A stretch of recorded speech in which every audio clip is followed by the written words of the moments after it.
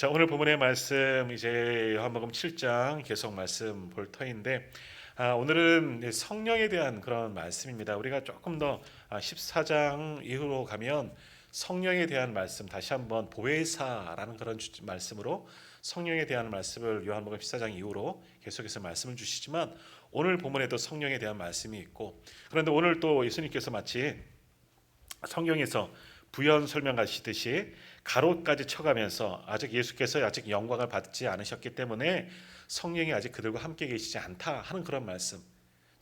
나중에 오순절 예수님 승천하신 이후에 오순절 마가의 다락방에 임하였던 성령의 역사, 물론 그 이전에도 성령이 함께 계셨죠. 근데 본격적으로 그때부터 우리 가운데 역사하셨지만 오늘 주님은 오늘 말씀을 통해서 한마디로 우리에게 성령 받으라라고 하시는 말씀이 이제 오늘 본문의 말씀이다라는 겁니다. 자, 우리가 요한복음 7장 말씀 볼 때 이제 6장과 이어지는 그런 말씀이잖아요.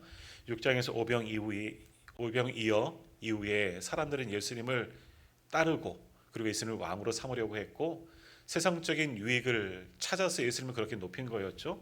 그러나 그들의 기대가 꺾어지자 사람들은 예수님을 미워하게 되고 그리고 심지어는 죽이려고 하는 자들이 있었고 그래서 형제들까지도 그러잖아요.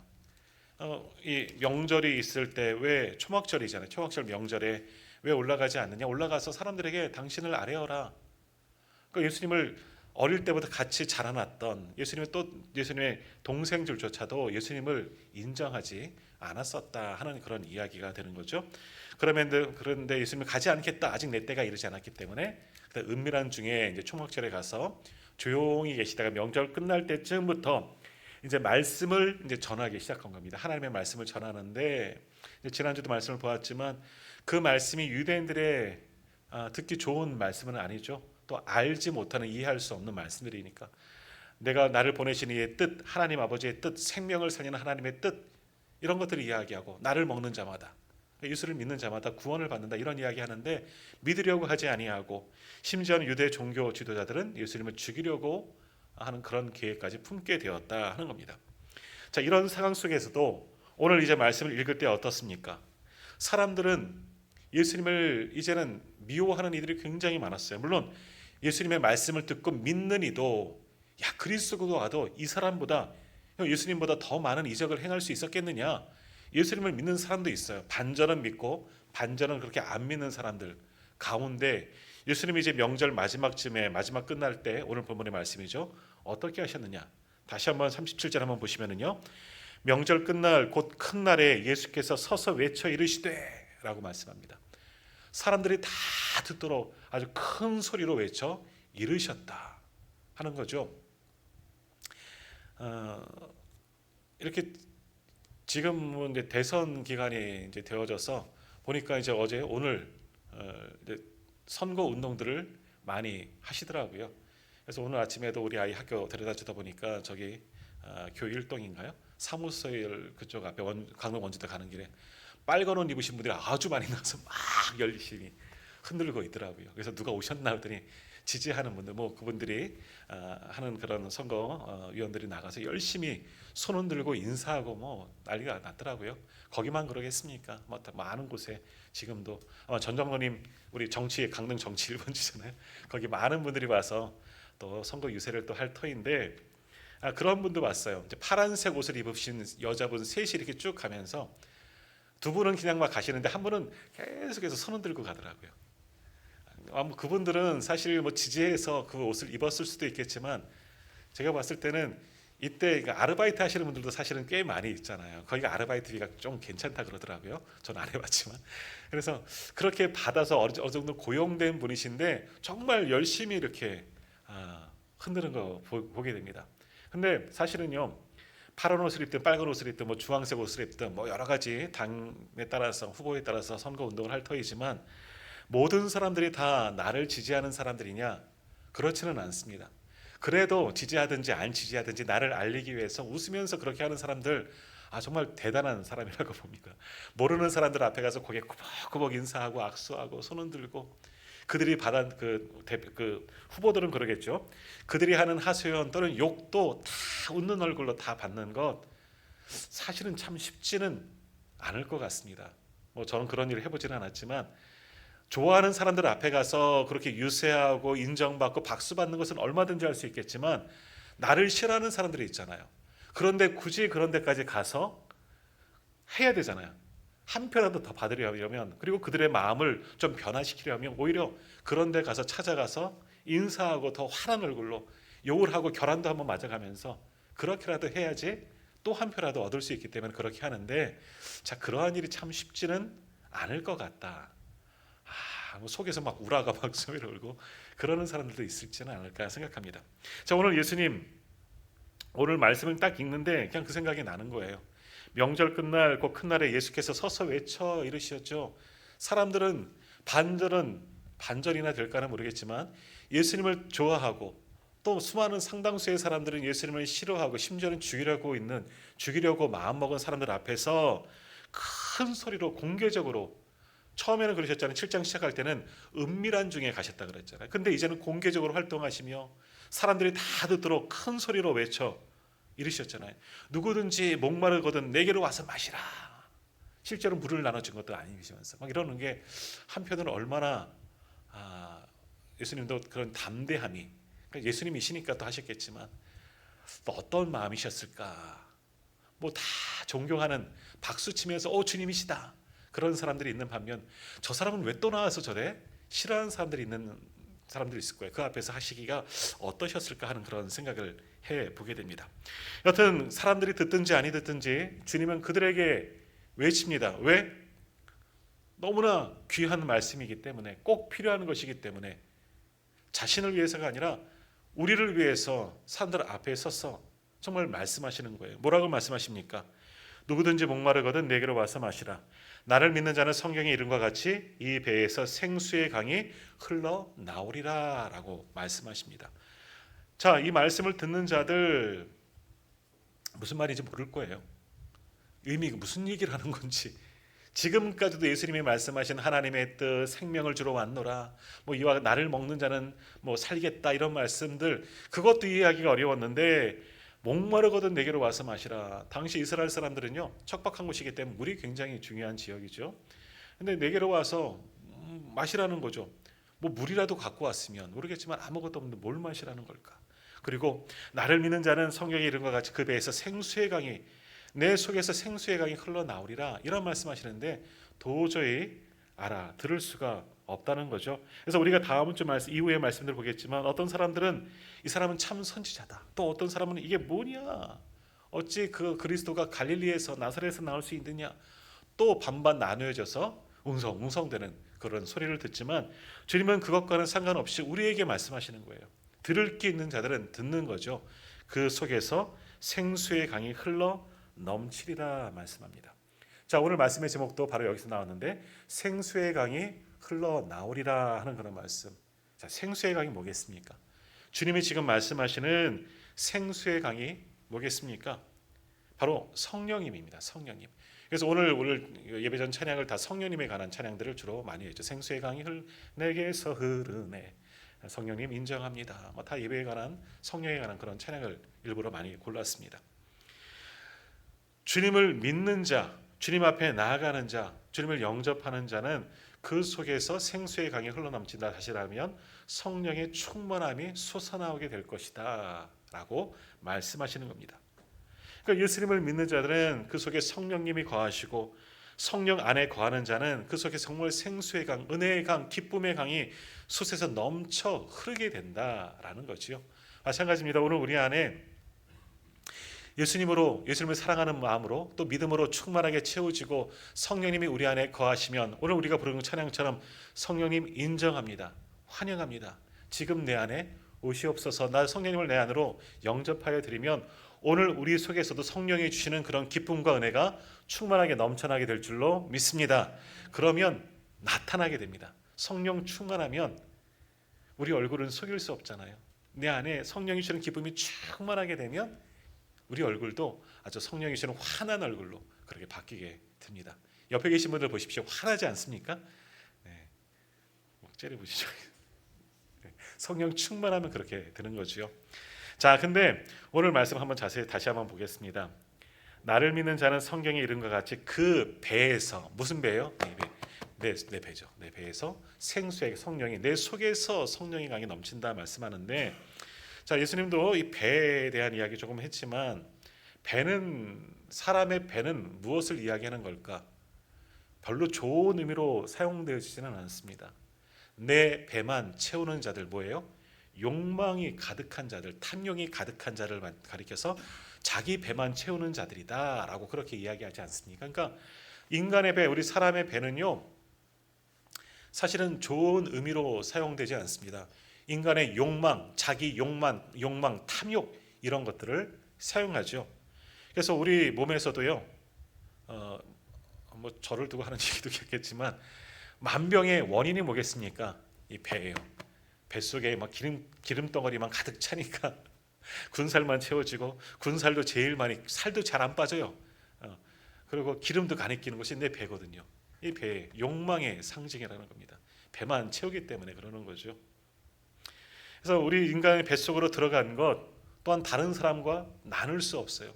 막 남들에게 주기 싫으니까 마구마구 먹어요. 터질 정도로 먹는 것이 우리 인간의 욕망이라는 거죠. 그러니까 이 배는요, 오늘 여기서 말씀하는 배도 마찬가지이긴 한데 무절제, 그런 것들의 상징이라고 할 수 있는 겁니다. 절대 포기할 수 없는 것들, 그것이 바로 우리의 배. 그러니까 은혜와는 거리가 먼 것이 우리 인간의 배다라는 거예요.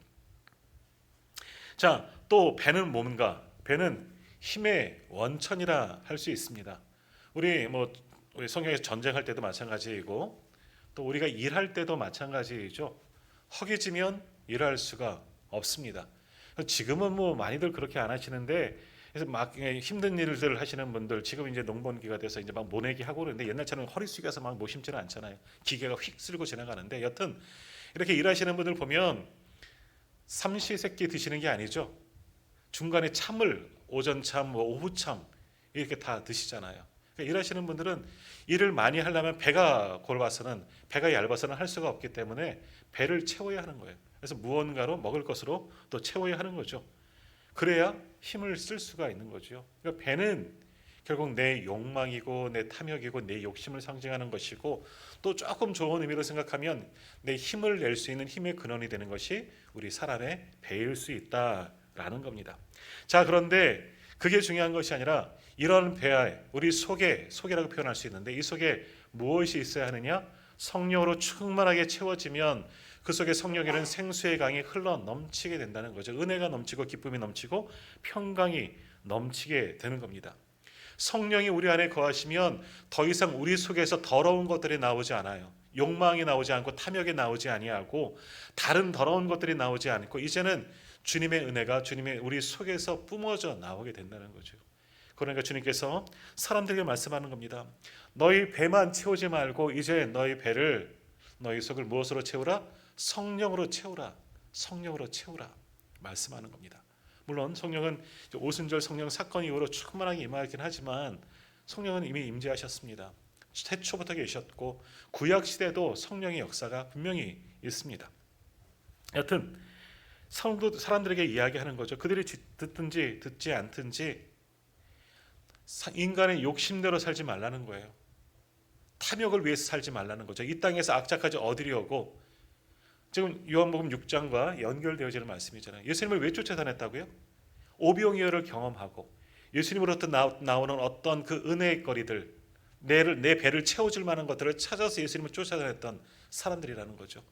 그래서 예수님을 왕으로 세우려고 하고, 또 그들을 떠나서 멀리 도망치시니까 밤새 쫓아와 갖고, 주님 어디 가셨어요? 우리가 얼마나 찾은 줄 아십니까? 왜 찾았어요?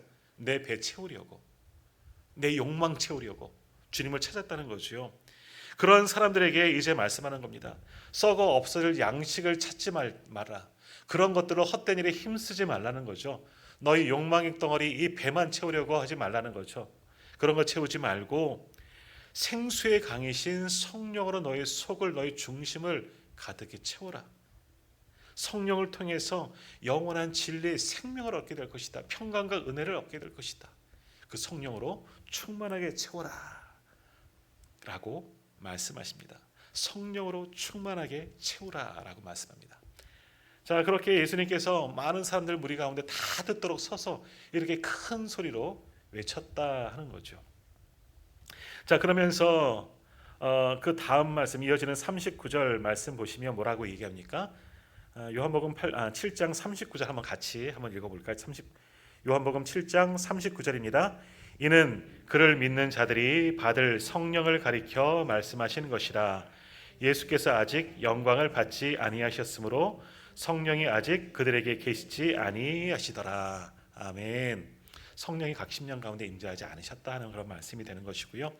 여기서도 분명히 이제 설명을 하죠. 지금 생수의 강이 뭐냐? 이것은 그를 믿는 자들이 받을 성령을 가리키는 것이다. 그를 믿는 자가 누굽니까? 예수님을 믿는 자, 예수님을 인정하는 자들에게는 성령이 임한다. 이것을 말씀하시는 것이 내 배에서 생수의 강이 넘쳐나오리라, 흘러나오리라 하는 말씀이고요. 그런데 그 다음 말씀이 조금 더 의미가 있는데, 예수께서 아직 영광을 받지 아니하셨으므로 성령이 아직 그들에게 계시지 아니하시더라. 예수께서 아직 영광을 받으시지 않으셨다. 뭡니까? 아직 예수님께 십자가를 지시지 않으셨고 거룩한 몸으로 부활하지 않으셨고 승천하지 않으셨다. 그것을 이야기하는 겁니다. 그러니까 승천하신 이후에 하나님을 보좌 가신 이후에 내가 가는 것이, 요한복음 14장에서 분명히 말씀하는데, 내가 가는 것이 너에게 유익이다. 왜? 너희에게 누가 오기 때문에? 보혜사 성령님이 오시기 때문에. 그것이 유익이다. 왜? 예수님은 육신을 입으셨고 시간과 공간의 제약을 받으시지만 성령은 그렇지 않다는 거죠. 그러니까 우리에게 더 유익이다 말씀하는 거예요. 그러니까 지금은 뭐예요? 아직 그들에게 성령이 계시지 않은 것은 뭐냐? 예수님께서 계시기 때문에 성령님이 활동하지 않으셔도 된다는 거죠. 물론 같이 함께 하시지만, 그러나 아직 사람들 심령, 예수님이 계시기 때문에 성령의 역사는 아직 나타나지 않았다라는 겁니다. 훗날 예수님께서 십자가 지시고 부활하시고 승천하신 이후에 40일 이후에죠. 이 땅에서 또 부활하신 40일 정도 예수님께서 계셨기 때문에 그 이후에 예수님이 승천하시고 한 열흘 10일 정도 지난 이후에 오순절 마가의 다락방에 성령이 역사하시기 전까지라는 겁니다. 그 이후부터 성령이 활동했는데, 자, 그 이후로부터 사람들 가운데 성령으로 충만하게 체험받게 됩니다. 사도행전에 보면 얼마나 많은 성령의 역사가 많은 사람들 가운데 나타나게 됩니까? 자, 그런데 여튼 주님의 약속하시는 그 성령, 생수의 강이 흘러나오리라, 예수를 믿는 자는 성령이 넘쳐나오리라, 2000년 전의 이야기인데 오늘 우리는 어떠냐라는 거죠. 내 속에서도 생수의 강이 지금 흘러 넘치고 있습니까? 내 속에, 다시 말하면 성령으로 충만하게 체험 받으셨습니까? 아니, 내 속을 조금 전 말씀을 나누었던 욕망과 탐욕과 더러운 것들, 이런 모든 것을 다 깨끗이 비우시고 청소하시고 성령을 받으실 준비가 되어져 있습니까? 지금 오늘 우리도 예배전 찬양했지만 성령님 인정합니다, 환영합니다 라고 우리 입술로 찬양을 했지만, 정말 내 안이, 내 속이 성령을 받을 만큼 정결하게 되었느냐 한번 생각해 보시길 바랍니다. 그럼에도 불구하고 성령님은 지금 이곳에 임재하시고 우리 가운데 함께 하시고 계신 줄 믿습니다. 성령님을 안으로 모셔드려야죠. 가급적 깨끗하게 청소하고 정결하게 바꾸고 성령을 우리 안에 모셔드려야 합니다. 2000년 전에 있었던 그 사건이 아니라 지금도 역시 성령은 이곳에 우리 가운데 일어나는 놀라운 역사인 줄 믿습니다. 어떤 자들이 그럼 성령을 받을 수 있느냐? 오늘 주님의 말씀에 다 나와 있죠. 39절, 먼저 37절 다시 한번 보십시오. 제 성경에는 예수님의 말씀하신 부분만 빨간색으로 칠해져 있는데 아마 대부분 그럴 거예요. 누구든지 목마르거든 내게로 와서 마시라. 누구든지 영적으로 갈급한 사람은 주님 앞에 마시라. 주님께 나오라. 주님을 믿으라 라는 말씀이죠. 나를 믿는 자는, 예수님을 믿는 자는 성경의 이름과 같이 그 배에서 생수의 강이 흘러나오리라. 성령 받으려면 어떻게 된다? 나를 믿는 자는 예수 그리스도를 믿어야 성령을 받을 수가 있다는 거죠. 물론 특별한 은총이 있을 수는 있지만 믿음의 조건이 필요하다는 거죠. 믿음을 통해서 성령이 우리 가운데 역사하신다라는 겁니다. 자, 성경에 의하면 또 이제 성경의 이름과 같이라고 표현합니다. 성경에서 성령이 임할 때는 어떻게 임하였느냐, 성경이 뭐라고 말씀하고 있느냐, 성령이 우리 가운데 임한 것을 성경이 어떻게 증거하고 있느냐라고도 볼 수가 있는데요. 자, 우리가 알고 있는 이 신구약 성경을 통해서 성령이 언제 우리 가운데 임했느냐 한번 좀 생각해 보겠습니다. 자, 첫 번째는 기도할 때 성령이 임했습니다. 기도할 때. 대표적인 게 뭐예요? 오순절 다락방 사건이죠. 그들이 모여서 뭐 했습니까? 주님이 주신 말씀, 그 약속을 기억하고 붙잡고 누구를 기다렸어요? 성령을 기도하면서 기다렸다는 거예요. 예수님이 승천하신 이후에 아가의 다락방에 120명의 성도들이 모여서 주님의 약속의 말씀, 보혜사 성령을 보내시겠다, 그 약속의 말씀을 붙잡고 기도했어요. 기도하는 가운데, 힘써 기도하는 가운데, 그 가운데 성령의 역사가 일어나게 되었다라는 거죠. 기도하는 그 현장에 성령이 역사하시고 그 속에 그들 모두에게 성령의 불, 보여지는 불의 형상, 그때가 처음이자 마지막이죠. 보여지는 형상으로 성령이 임하였다. 그들의 속에서 말씀대로 생수의 강이 흘러나오게 되었다는 거죠. 더욱이 기도의 중요성을 주님 말씀하십니다. 성령 종을 받기를 원한다면 기도를 해야 된다는 거죠. 누가복음 11장 11절에서 13절 말씀에 보면 이런 말씀이 있습니다. 너희 중에 아버지 된 자로서 누가 아들이 생선을 달라 하는데 생선 대신에 뱀을 주며 알을 달라 하는데 전갈을 주겠느냐? 너희가 악할지라도 좋은 것을 자식에게 줄 줄 알거든 하물며 너희 하늘 아버지께서 구하는 자에게 성령을 주시지 않겠느냐라고 말씀했다는 겁니다. 부모도 얼마 전 어린이날이잖아요. 우리 집에도 어린이가 없어요. 이제는 고등학생 되고 대학생 됐어요. 근데 아직도 지들은 어린이인 줄 알아요. 그래서 어린이 짓을 해요. 왜 어린이날 왜 선물 안 줘요? 그래요. 맞아요. 자녀들이 원하는 거는 부모들이 다 해주려고 해요. 장성한 자녀들도 마찬가지잖아요. 부모님들은 다 그러잖아요. 무언가 해주려고. 오늘도 저희 어머니가 전화 오셔서 오이지 담가놨다 가져가라 말씀하시더라고요. 주고 싶은 게 부모님의 마음이에요. 오늘 이야기하시는 거잖아요. 하물며 육신의 아버지도 육신의 부모도 자녀가 원하는 것은 주고 싶으려고 어떻게든지 해주려고 하는데 하늘 아버지께서 그렇게 하지 않으시겠느냐? 하늘 아버지께서도 구하는 자에게 뭐 주신다? 누가복음에는 분명하게 성령을 주시겠다 말씀하는 겁니다. 언제 주시느냐? 기도할 때. 우리가 주님을 믿고 간절하게 기도하는 가운데 성령이 우리 가운데 역사하시는 줄로 믿습니다. 사모하면 기도하셔요. 내게도 성령이 임하기를 원합니다. 성령님 환영합니다. 인정합니다. 내 안에도 와주십시오. 나를 채워주십시오. 기도할 때 성령이 우리 가운데 임하게 되는 줄 믿습니다. 두 번째, 회개할 때 하나님께 돌아가는 거죠. 악한 자라도 회개할 때 성령 충만함을 받게 됩니다. 역시 대표적인 예가 사도행전 2장의 오순절 성령 사건 이후에요. 성령으로 충만한 베드로가 나가서 사람들에게 말씀을 전하죠. 사람들이 세술에 취했다. 저들이 술주정뱅이가 되었다. 근데 어떻게 말하는 게 우리 지방에 저 외국에서 온 사람들도 우리 지방에 말을 하는구나. 등등등 이야기할 때 그들에게 나가서 예수 그리스도의 복음을 전하게 됩니다. 전하게 되죠. 사도행전 2장 36절 그런즉 이스라엘 온 집은 확실히 알지니 너희가 십자가에 못 박은 이 예수를 하나님이 주와 그리스도가 되게 하셨느니라. 성령 충만한 베드로가 나가서 이렇게 선포합니다. 그랬더니 어떤 일들이 일어납니까? 그 말씀을 듣는 자들이 크게 찔림을 받게 되었다 말합니다. 찔림을 받게 되었다는 거죠. 그러면서 뭐라고 이야기하죠? 우리가 어찌할꼬? 왜?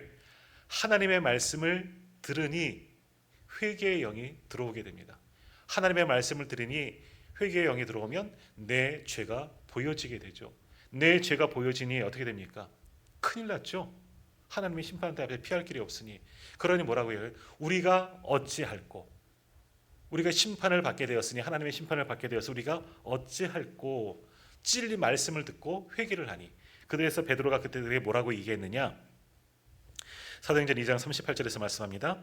베드로가 이르되 너희가 회개하여 각각 예수 그리스도의 이름으로 세례를 받고 죄의 사함을 받으라. 그리하면 성령의 선물을 받으리니. 맞아요. 찔린 말씀을 들어서 찔림을 받았다면 회개하는 거예요. 예수 그리스도의 이름으로 세례를 받고 다시금 회개하고 하나님께 나아가면 하나님께서 그러한 자를 긍휼히 여기셔서 성령으로 충만하게 채워주신다 말씀합니다. 그러니까 성령은 누구든지 다 받을 수가 있는 거예요. 죄 가운데 더 가다도 말씀을 듣고 주님 앞에 돌아와서 회개하고 뉘우치는 자들에게 성령을 은혜로 부어 주시는 줄로 믿습니다. 그러니까 회개할 때, 주님 앞에 돌아올 때 그 모든 이들에게 성령을 주십니다. 그들도 베드로의 설교를 듣고 찔림을 받았지만 주님 앞에 들어와 회개할 때 그들에게 성령이 임했다. 성경은 증거하고 있죠. 그러니 세 번째는 뭐예요? 말씀을 들을 때 기도하고 회개하고 말씀을 들을 때도 성령이 임합니다. 대표적인 얘기가 사도행전 10장에 나오는 고넬료 가정이죠. 베드로를 통해서 온 식구가 다 모여서 말씀을 들을 때, 베드로를 통한 말씀을 들을 때 그들이 성령으로 충만하게 되었다. 사도행전 10장 44절에서 베드로가 이 말을 할 때 성령이 말씀 듣는 모든 사람에게 내려오시니라고 말씀합니다. 말씀을 들을 때. 오늘도 말씀을 듣는 가운데 성령이 우리 가운데 내려오시는 줄 믿습니다. 그래요. 기도할 때, 회개할 때, 또는 말씀을 들을 때 이것만이겠습니까? 한국 사람들은 세 가지 좋아해서 설교할 때도 첫째는 둘째는 셋째는 하죠. 아니요, 세 가지만 있겠습니까? 성령이 역사하시는 방법은 여러 가지의 이제 대표적인 것을 이야기하는 것이고요. 또 어떨 때 임합니까? 사도들이 안수할 때 성령의 역사하기도 하고요. 또 말씀에 순종할 때, 결단할 때 성령이 임하기도 하고요. 또 구약에 보면 어떤 일들이 있습니까? 나는 아무것도 하지 않았는데 성령 충만한 사람들 곁에 있다가 성령이 임하기도 하죠. 뭐예요? 그 첫 번 초대 왕 사울도 예언자 무리 가운데 있다가 예언을 하게 된 거예요. 같은 성령이 임해서. 그러니까 우리도 그런 말씀도 드렸었지만 그 방언하시는 분들 있잖아요. 뭐 기도할 때 개인 기도하고 새벽에 뭐 방언하실 때 그한테 계세요. 그러면 그런 은혜가 내게도 떨어지는 거예요. 성령은 같이 그 공간에 같이 역사하기 때문이라는 거죠. 그러니까 성령의 임재하심은 뭐 대표적인 것들로 말씀을 드렸지만 기도할 때, 말씀을 들을 때, 또 회개하며 주님께 돌아갈 때 등등등등 있지만 딱 이것으로만 고정된 게 아니라 여러 가지 모양으로 여러 가지 방법으로 우리들에게 분명히 임하십니다. 중요한 것은 뭐예요? 믿음으로 나아가는 거죠. 주님 앞에 오늘 주신 말씀이잖아요. 나를 믿는 자는 성경의 이름과 같이 그 속에서 그 배에서 생수의 강이 흘러나오리라. 나를 믿는 자는 예수 그리스도를 믿지 않는데 어떻게 성령이 임하겠느냐? 악한 영이 임할 뿐이죠. 예수를 믿는 마음. 자, 그러면 믿음이란 또 뭘까? 믿음이란 여러 가지 정의가 있겠지만 믿음은 사랑하는 거라고 볼 수 있어요. 오늘 본문의 말씀으로 이제 연결하면은요. 믿음의 정의가 뭐 히브리서 보이지 않는 것들이 보이는 것들이 실상이야 뭐 그거 있잖아요. 그런 것들도 있지만 여러 가지 정의들이 있지만 그러나 결국 믿음은 어찌 보면 주님을 사랑하는 마음입니다. 주님을 사랑하는 거죠. 왜 기도합니까? 믿음을 가지고 또한 주님을 사랑하기 때문에 믿고 기도하는 것이고 왜 주의 말씀을 듣습니까? 주님을 사랑하기 때문에 그 말씀을 듣지 않으면 살 수 없기 때문에 주님의 말씀을 듣고 왜 주님의 말씀에 순종합니까? 주님을 사랑하기 때문에 우리 사랑하는 사람들과 하는 것과 동일한 거예요. 사랑하면 같이 있고 싶고 듣고 싶고 보고 싶고 그 사람이 원하는 걸 해주고 싶은 것처럼 주님을 사랑한다면 주님을 온전히 믿을 수 있는 것이고 주님께 기도할 수 있는 것이고 같이 있고 싶은 거죠.